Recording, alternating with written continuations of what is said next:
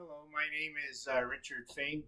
I'm a lawyer with Fink and Bornstein. We've been doing workers' compensation law for the past 40 odd years. And today I'm going to talk about concussions and the treatment of concussed workers by the WSIB.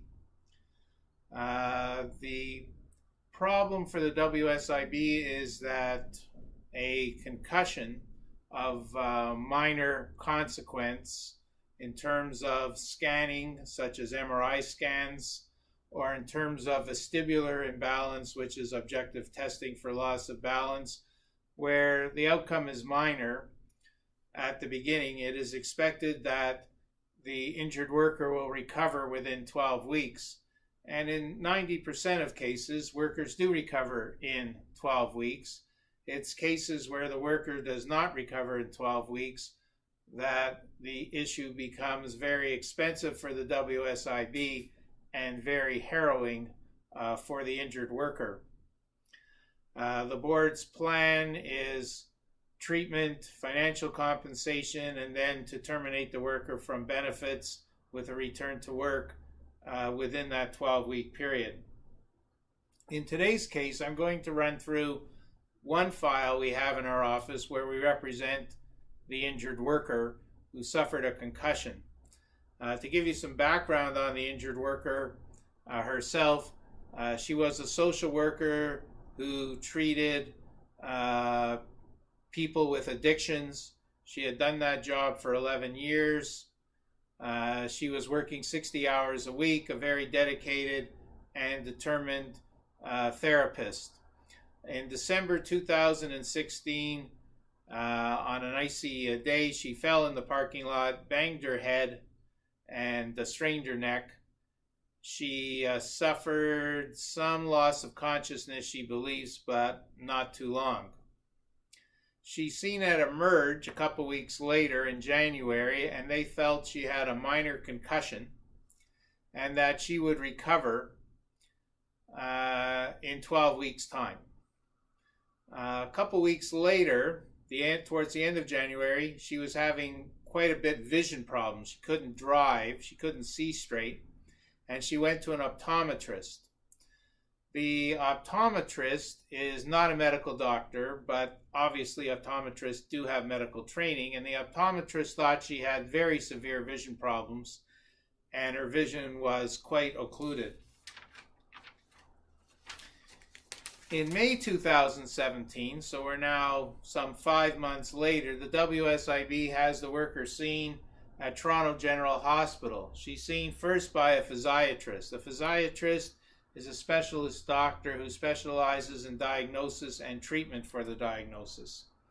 The physiatrist thought she had both a brain injury, that is an organic problem with her brain, and she had psychological depression.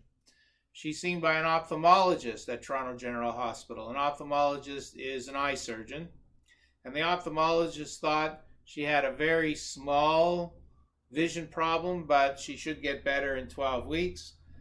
And she saw a neurologist at Toronto General who thought that she did not have any significant brain injury, just a minor loss of balance, and again that she would be recovering soon.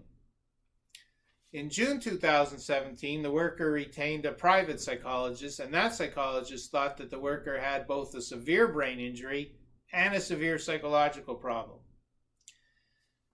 The WSIB, after reviewing those reports in September 2017, sends the worker to see a neuropsychologist. A neuropsychologist is a doctor who specializes in symptoms from an organic brain injury. The neuropsychologist noted the worker had multiple symptoms: headaches, can't concentrate, cries often, light sensitivity, dizziness, vision problems, loss of balance, and can't drive a car.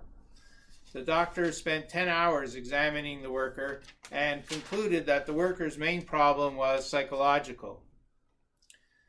In 2018, in April, the worker starts a 12-week program at Toronto General Hospital where she's going to deal with physiotherapists, psychologists, and occupational therapists. The Toronto General Hospital used to have a very detailed and intensive program. They ended that at the end of 2017. Their current program is much more makeshift and not nearly as effective as their previous program. But even their previous program, if they did do a study of its results, they never published them. Mount Sinai had a similar program. They did publish their results and found 60% success.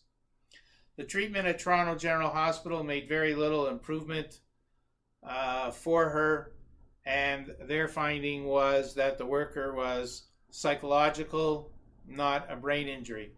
I'd ask the audience to think about the following. If your spouse or your child had a significant brain injury and they didn't get better after a few weeks, would you have waited 8 more months to have the worker treated? This is what the WSIB did. And my submission would be this is a very poor conduct on their part. In December 2018, the WSIB wants to terminate the worker from benefits. The 12 weeks is long past, but they have a conflict of evidence between whether it's psychological, organic, and just how disabled the worker is. So they decide to send her to another hospital, CAMH, which is Toronto's and Canada's leading psychiatric facility. Unfortunately, CAMH doesn't have a neuropsychologist on their treatment team, so the treatment is delayed for another 4 or 5 months. In the meantime, the WSIB wants to send the worker for work. The employer agrees to take the worker back to work, but unfortunately, after 4 months of the worker doing administrative work, she's found to be not very productive and they terminate her. The worker finally gets the CAMH for treatment in December of 2019, which was another year's delay. They treat her there for about a month, and they determine that her problem is mostly psychological, and she should have 20 to 24 psychological treatments and then get back to work. It takes the worker another 10 months until November of 2020 for the worker to find a psychologist that's close enough to her home that she can transport there, given she's too dizzy and has vision problems to drive, and now she's being treated. The question is what to do in the alternative. And my suggestion would be, A, treat the worker in a proper subsidized facility. B, get the worker back to some productive activities that would be in a specially monitored environment, slowly build up her productivity, slowly build up her strength, and try and get the worker back to maximum recovery with some financial incentives for her to improve. Thank you for this opportunity.